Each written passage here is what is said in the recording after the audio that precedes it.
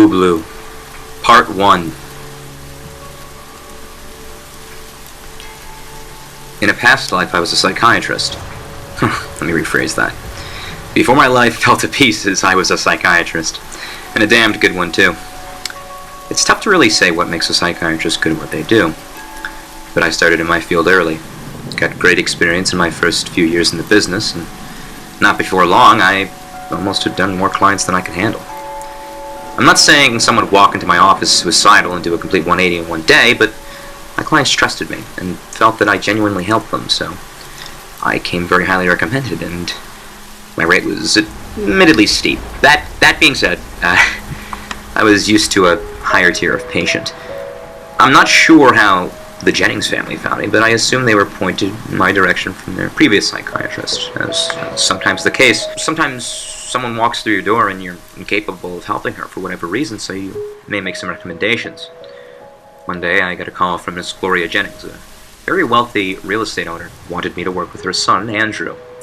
Apparently, Andrew had just about worn out every psychiatrist in the state, and I was essentially their last option. Andrew was your typical drug abuser, his poison of choice being heroin, and as anyone in my field can tell you, these people are just a headache to deal with. If they're not clean and scatterbrained, then they're high and not making any sense. I wouldn't have taken him as a patient, but Mrs. Jennings offered me almost double my usual rate, so I couldn't say no. It was the worst decision I've ever made. I met Andrew early on a Monday morning. From my experience, it's easier to catch these types before they've had a chance to use. Best case scenario, they didn't even show up and you get a free hour, but Andrew was 15 minutes early. He certainly looked like a heroin addict. Dark bags over his green eyes, hair disheveled, a scraggly beard growing on his face. He looked to be in his early 20s. He was tall and inexplicably thin, and wore baggy, plain clothes that only accentuated his sharp figure. I welcomed him into my office and offered him a seat. He sat down and began rubbing his hands together, and exploring my office with his eyes darting rapidly. For my own privacy, I will refer to myself as Dr. A. So, Andrew, I began. I'm Dr. A. Why don't you tell me a little bit about yourself? For the first time, he made eye contact. He hesitated for a moment, then spoke. Look, this is about my 8th or 9th time. I've started from scratch, so I'm just going to cut to the chase. My mom probably told you I was a drug user, and I am. I use heroin and cocaine if I can get my hands on it. I opened my mouth to ask if he ever uses both at the same time to explain the danger of the combination, but he beat me to it. I always do them separately. I'm not an idiot, he said. Well, I don't think you're an idiot. I lied. I've seen a lot of users in my day. Trust me. Andrew hadn't stopped staring at me. I shifted uncomfortably in my seat and asked the obvious next question. Well, why do you use? Well, on the nights I don't want to go to sleep. On the nights I don't want to go to sleep, I use the cocaine, and on the nights I don't want to dream, I use the heroin. And as he said this, he dropped his gaze to the floor, still rubbing his hands. I'm sorry, the nights you don't want to sleep, you use cocaine? I asked just to make sure he said it right. That's right, doctor, he said, still not looking at the ground. And why don't you want to sleep, Andrew? Because I don't want to see Ubloo, he answered, shifting his gaze back up at me, and registering my reaction to that word. I'm sorry, who's Ubloo? I asked curiously. Andrew sighed. Ubloo's a monster I see sometimes in my dreams who controls them. And how does this Ubloo control your dreams, Andrew? And how does this Ubloo control your dreams, Andrew? Well, I don't know if his name is actually Ubloo or if that's what it's fucking called, but that's what it says. And I know he controls them because the shit that happens in my dreams when he's there, no one would ever dream of, he said to me, his hands finally unclasped, balled into fists at his sides. This was starting to get interesting, and I decided to go just a little deeper down the rabbit hole and ask the gnawing question. And what sort of things have you dreamed of? Look, I'm not crazy. It's not like I just go on these huge benders and just dream of this fucked up thing. I used to be a star athlete, and I was on pace to graduate valedictorian before this thing started fucking with me. He was getting visibly angry. I don't think you're crazy. I lied again. If I did, I'd have given up and told you to just go. I'm a psychiatrist, Andrew. I know crazy when I see it. This seemed to calm him down just a little. But you need to understand that I need to know everything before I can make a diagnosis of how to help you. So I'll ask again. What sorts of things have you dreamed of? I saw him unwind, and I know he had broken enough. Terrible things, people, and things that I love, and just the worst imaginable things happening to them. He was staring at the floor again. What sort of things, Andrew? One time, he swallowed hard. One time I dreamt that I was stuck in a cage in a basement I'd never seen before, and there were 3 men in masks beating my mother. This startled me, and I flinched a bit. He noticed. I was losing him. Go on, Andrew, I said comfortingly, masking my shock as intrigue. She was calling out to me, and I was crying. Every time she would cry out to me or cry for help, a man would hit her, and no matter how bad she bled, she kept calling out. They just kept hitting her. Now, I'll just interject here and say that normal people do not dream these things. Dreams like these are rare even amongst the most severe of psychopaths, and now I was starting to understand how Andrew had gone through so many psychiatrists in just a few years. Either he was a time bomb of the most criminal psychopath in history, or he had a new sleep disorder not yet seen in my field. The pros of diagnosing a new disorder were hugely outweighed by the cons of fostering a kid who could potentially make Ted Bundy look like a purse snatcher. I was shaken up, but I managed to keep it together. In these situations, it's important not to get lost in the details. Just nail down all your facts first.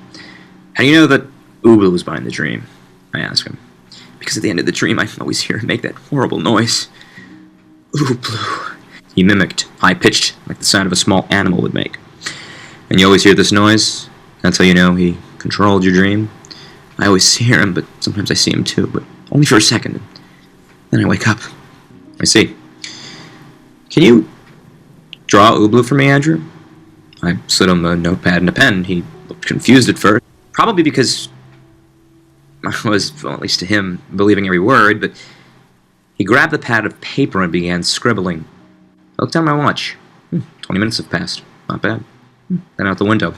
At the sky, which was a clear shade of blue. I heard the pen hit the table, and the notepad slide over to me. I looked down at the pad and choked my leaping heart down back into my chest. The thing had a long, dangling snout, almost like an elephant's trunk with a tongue poking out. Its face was devoid of features aside from 2 large, upright oval eyes that were completely black. It had 6 limbs and a long, slender torso. It was hunched down. The back and middle knees were just a little above its body and would obviously make itself very tall if need be. The feet were circular, with 6 appendages sticking out in all directions, all equidistant from the others. The front 2 legs were considerably longer and had just 2 extremely long fingers on each hand, both at the top of its hand and in the same direction. It was eerie to look at. It had no clearly dangerous features, no claws, no teeth, but still, I couldn't help but feel a chill on my spine when I examined it. I snapped out of my state and looked back up at Andrew, who was staring at me and waiting apprehensively. Think I had my diagnosis? Well, Andrew, I think I know what's going on. He didn't look at all relieved. Oh, he said monotonously. Yes, I think what's going on here is that you've been lucid dreaming. Yeah, I thought that too, he interrupted. I sat there shocked. You think that I had some traumatic nightmare of the thing, and now whenever I lucid dream, I subconsciously insert it into my mind, and it triggers a traumatic scenario to play out before me. Rarely in my 10 years of practice have I been speechless. And I sat there, mouth agape. Andrew stared back at me, and I watched him smirk. I told you, Doctor, I am not an idiot. I looked into all this when it first started happening. That's why I started using. I learned that opioids could suppress lucid dreaming, and in the beginning they did, but eventually he kept worming his way back in. The more I used, the harder he fought to keep coming back, so I tried cocaine to keep me awake, but I found that it made things worse. I stayed up too long, and I started experiencing microsleep. I don't know if I was awake or dreaming. I must have learned this. You see, when it first started, I could tell faintly that it was a dream. They all had this haziness effect on my comprehension, but when I would microsleep, the dreams were incredibly vivid. He learned, Dr. Abe. He learned that I was more afraid of the microsleep dreams, and he somehow made my every dream just as clear ever since. I honestly didn't know what to say. Either Andrew was completely and utterly crazy, or so intelligent he was incubating his own insanity. I asked the only question I had left. When did you first dream of Ubloo? It was right after my father died, he said, gaze shifting back to the floor. He killed himself, put a bullet in his head when I was 17. The night after the funeral, I dreamt that I was standing over his grave, looking down at the grass.